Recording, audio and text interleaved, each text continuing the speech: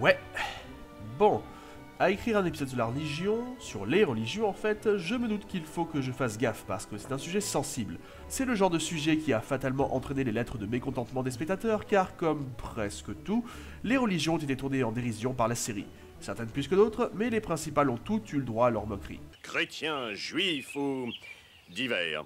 Hindous, on est 700 millions d'hindous. Et quand on dit moquerie de la série, même si d'autres séries que je ne nommerai pas font probablement pire, on pense naturellement aux critiques que ça peut entraîner. Et là, on est servi.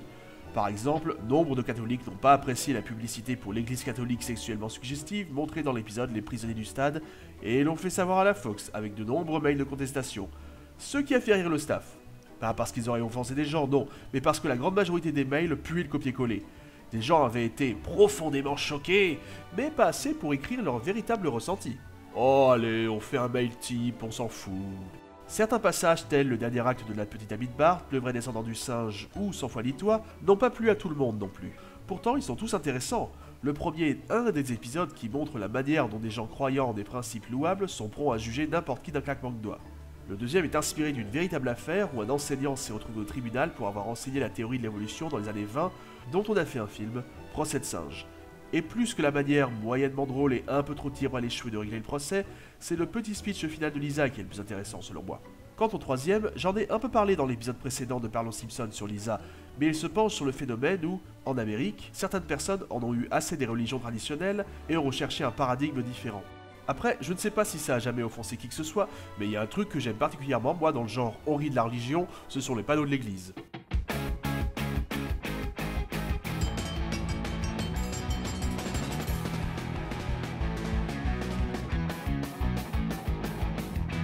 Mais au rayon moquerie, il y a pire, les religions les plus pratiquées dans le monde sont montrées comme valant à peine mieux que les sectes. Dans Un coup de pied au culte, un speech du révérend Lovejoy le montre ouvertement.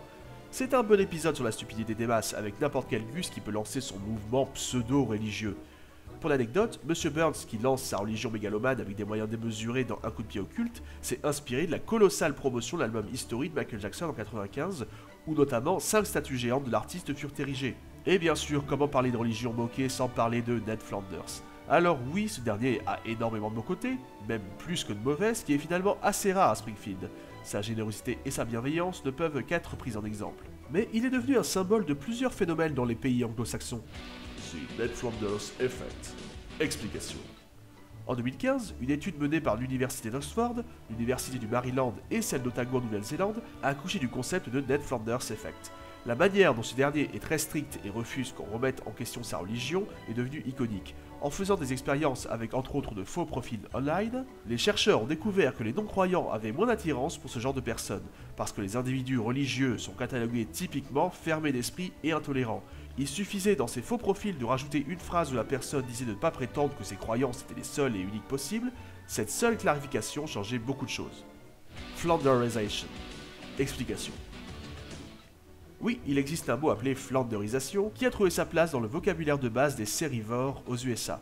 En gros, la définition, c'est de progressivement exagérer un trait de caractère d'un personnage, souvent jusqu'à ce que ça réduise à peau de chagrin toute autre caractérisation.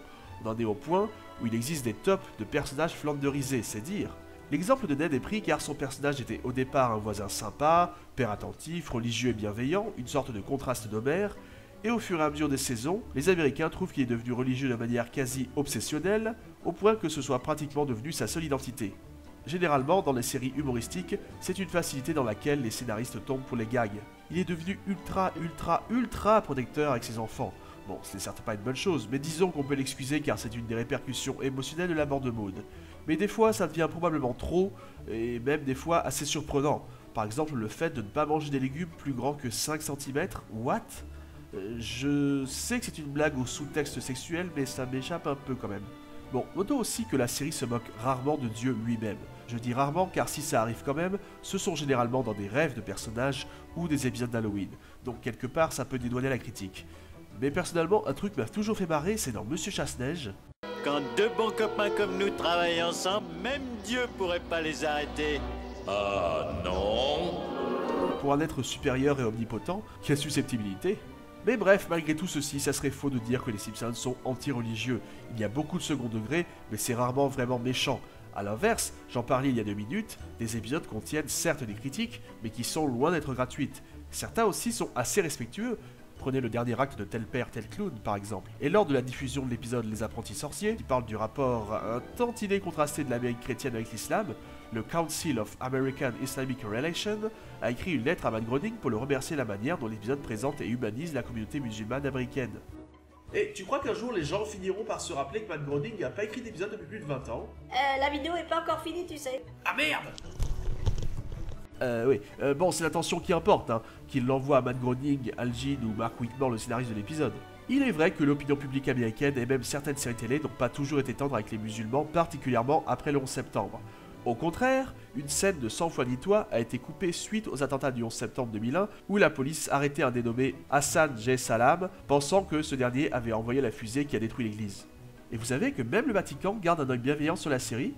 Surveillez ça! En 2009, le journal du Vatican a complimenté la série sur son écriture réaliste et intelligente, avec notamment la manière dont Homer trouve Dieu comme refuge lorsqu'il a des ennuis dans la vie. Jésus, Allah, Bouddha, je vous aime tous!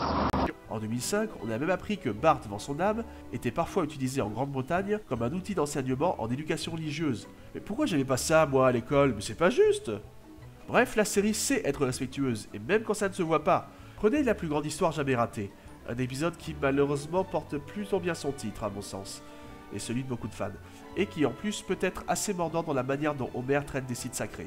Pourtant, l'église du Saint-Sépulcre, un endroit de pèlerinage pour les chrétiens qui attire plus d'1 million de visiteurs par an, est visuellement remarquablement représenté dans l'épisode. Bon, après, ne pas forcément prendre pour argent comptant même ce qui a l'air sérieux, comme dans Delicious-Stad lorsque Ned se fâche quand ses enfants lui demandent comment les humains ont pu exister vu qu'Adam et Ève ont eu 2 garçons.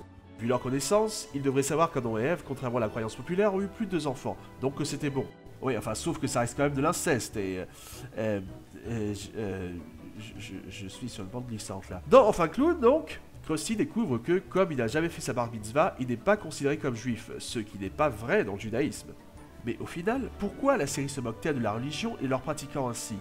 Est-ce que c'est pour le simple plaisir de choquer, d'avoir l'air anticonformiste? Eh bien, je crois que la réponse est plus simple. S'il y a une chose que la série a toujours montré, c'est que tout, même ce qui est sacralisé, a des défauts, a des failles. C'est non seulement juste, ça se vérifie dans la réalité, mais ça permet aussi d'être drôle. Les Simpsons vont à l'église tous les dimanches, mais souvent peu attentifs et contraints par Marge.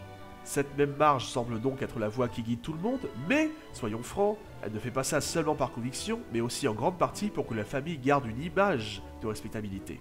On voit souvent les Simpsons faire des prières, mais généralement seulement quand ça les arrange, et parfois pour des motifs... Oh mon Dieu, je vous en prie, tuez Tahiti Bob, Bart! Homer dit que sa religion est le christianisme, mais non sans préciser que ses principes ne marchent pas dans la vie, et chez lui, Jésus donne Jeebus, ou Jésus en français. Le révérend Lovejoy est un personnage important de la série qui donne parfois de bons conseils, mais montré comme ennuyeux, blasé et plus ou moins respectueux de ses propres préceptes. En clair, plus que la foi en elle-même, les Simpsons font ce qu'ils ont toujours fait, se moquer des dérives des Américains. La série est parfaitement consciente de la place que la religion a en Amérique, pour le meilleur comme pour le pire. La popularité des Simpsons montre au moins que les gens religieux peuvent avoir le sens de l'humour concernant leur foi, contrairement à ce que beaucoup de monde pense. Sur ce, les Simpsons maniaques, loué soit le Saint Bartman. À bientôt.